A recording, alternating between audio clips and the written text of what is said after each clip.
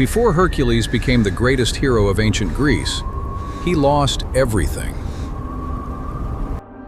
And to find his way back from that darkness, he would face monsters no ordinary man could survive. A lion no weapon could pierce, a serpent that grew stronger with every wound. 12 impossible labors awaited him, and each one would demand more than strength. Long before his name became legend, a child was born beneath the bright hills of ancient Greece, a child whose father was said to be Zeus himself. His name was Hercules. From his earliest years, Hercules seemed different from other children. There was a quiet strength in him, a steadiness that made even those around him stop and wonder what kind of man he might become. Far above the mortal world, Hera watched the child with cold and simmering resentment. To her, Hercules was a living reminder of Zeus's betrayal, and she did not forget. Years passed, and the remarkable child became a man of extraordinary strength. Yet beneath that strength was a gentle heart, capable of kindness and a deep desire for an ordinary life. He married, raised a family, and discovered a quiet happiness. For a time, Hercules seemed to possess everything a man could hope for: strength, love, and a peaceful home. But Hera's anger had never disappeared. One evening, as darkness gathered around him, something terrible began to cloud Hercules' mind. A madness not his own descended upon him, as though the heavens themselves had reached down and pulled him into a nightmare from which he could not wake. When the darkness finally lifted, Hercules found himself standing before a sorrow so vast that he could barely understand the life that had been shattered around him. He wept, not as the mighty hero the world would one day remember, but as a man who had lost everything to a curse he never chose. Desperate for guidance, Hercules left his home and traveled toward Delphi, climbing the long road to the sacred oracle, hoping the gods might still show him a way forward. Inside the holy sanctuary, he sought an answer. He did not ask for glory or power, only for a path through the grief that had consumed him. The oracle gave him one. Hercules was ordered to serve King Eurystheus and complete a series of labors so difficult that they seemed beyond the strength of any mortal man. 12 impossible tasks awaited him. Each would test something different: his strength, his courage, his patience, and perhaps even the wounded parts of his own soul. So Hercules set out once more. His heart was still heavy, but for the first time since the tragedy, there was a direction before him. And with every step away from the life he had lost, the long road toward redemption quietly began. The first labor led Hercules into the valley of Nemea, where a lion unlike any other had been terrorizing the land. Its golden hide was said to be impossible to pierce. Arrows broke against it. Spears failed. Blades could not cut through the creature's skin. The people of Nemea spoke of the beast in fearful whispers, as though it belonged less to the natural world and more to some ancient nightmare. Hercules reached the valley as evening approached. The hills glowed beneath the sinking sun, and somewhere among the rocks, unseen eyes watched him. He raised his bow and fired. One arrow struck the lion, then another, but each simply glanced away from its impenetrable hide. For a moment, Hercules stood in silence. His weapons had failed him. If he was to defeat the beast, he would need to fight it on different terms. Following its tracks through the rugged hills, he found the lion's cave, a dark place with passages leading deep into the mountain. Hercules sealed one escape route with heavy stones. Then, with no easy path left behind him, he stepped into the darkness and moved forward. Inside the cave, strength met strength.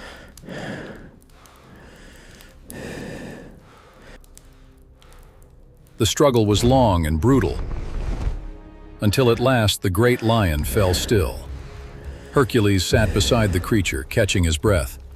There was no celebration, only the quiet realization that he had survived the first impossible task. When no blade could cut the lion's hide, Hercules discovered another way. He used one of the beast's own claws to separate the golden skin.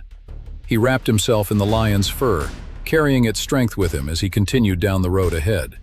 When Eurystheus saw Hercules return wearing the lion's hide, the king was overcome with fear and ordered a great bronze jar prepared for his own protection.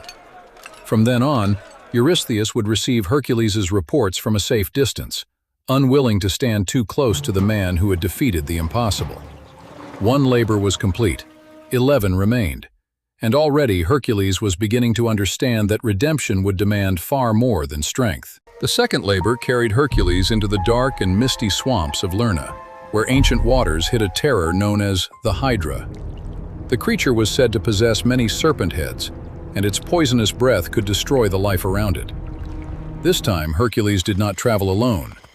Beside him rode his young nephew, Iolaus, determined to stand with his uncle against whatever waited in the swamp. At the water's edge, they found the creature's lair. Hercules prepared his weapon and drew the Hydra out from the darkness. Then it rose, one head, then another, and another, until the serpent towered above the mist. Hercules struck with all his strength, severing one of the creature's heads, but almost immediately, 2 more began to grow in its place. The lesson was immediate and merciless. Strength alone would not defeat this monster. Calling Iolaus to his side, Hercules formed a plan.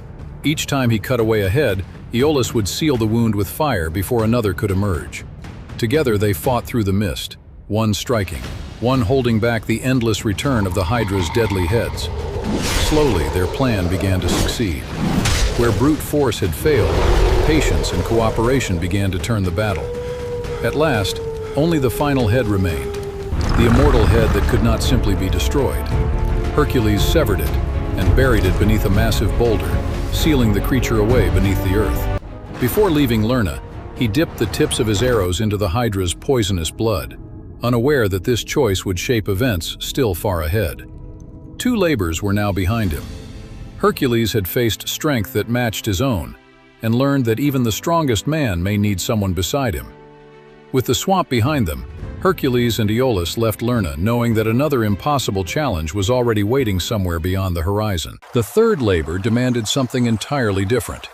Hercules was ordered to capture the Golden Hind, a creature sacred to Artemis, goddess of the hunt. Deep within the forests of Cyrenia lived the magnificent deer, with antlers of gold and hooves that seemed to shine like bronze. Eurystheus commanded Hercules to bring the hind back alive. To harm it would mean provoking Artemis herself, a danger no hero could ignore.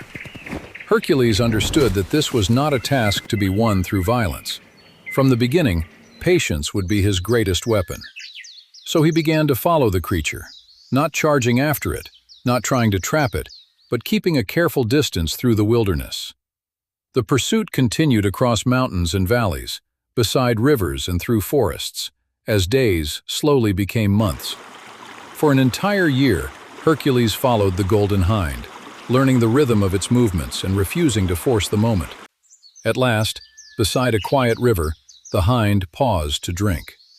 Hercules saw that the long pursuit had finally brought him close enough. Moving carefully, he approached the sacred animal with the gentleness the task required. He took hold of the hind without harming it, proving that even a hero known for strength could succeed through restraint. As he began the journey back, a sudden light appeared on the path before him. Artemis herself stood before Hercules, and for a moment, the fate of the entire labor rested on what he would say next. Hercules explained the command he had been given and the care he had taken throughout the long pursuit. Artemis listened, and seeing that he had respected her sacred creature, she allowed him to continue on one condition. The hind must be released unharmed. Hercules gave his word. 3 labors were complete, and with each one, he was discovering a new kind of strength. The 4th labor carried Hercules high into the snow-covered slopes of Mount Erymanthos, where an enormous wild boar terrorized the countryside. The creature was immense, with great curved tusks and a fury as wild as the mountain winds.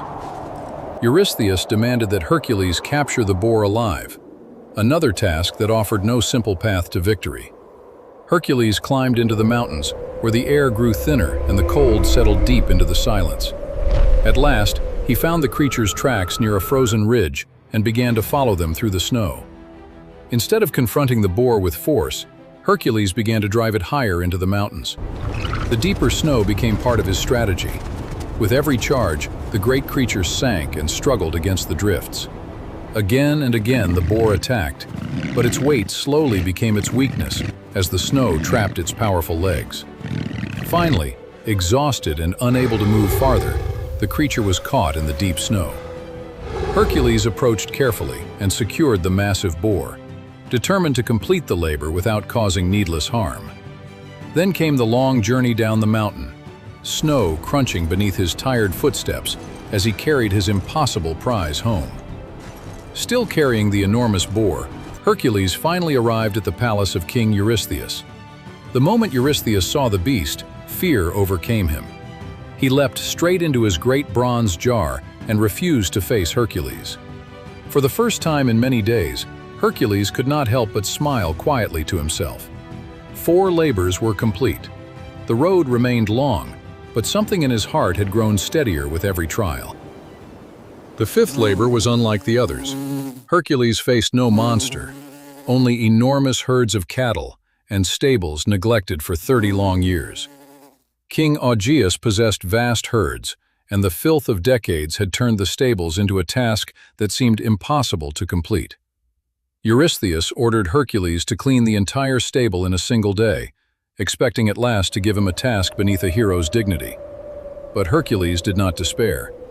He stood quietly and studied the land around him, searching for an answer others had failed to see. Not far away, 2 great rivers wound their way through the countryside, their waters strong enough to reshape the land. Hercules began to dig, carving new channels through the earth with patient and determined effort. He redirected both rivers, guiding their combined currents toward the neglected stables. Then the rushing water surged through, carrying away 30 years of neglect in one powerful sweep. By evening, the land had been restored to a cleanliness it had not known for decades.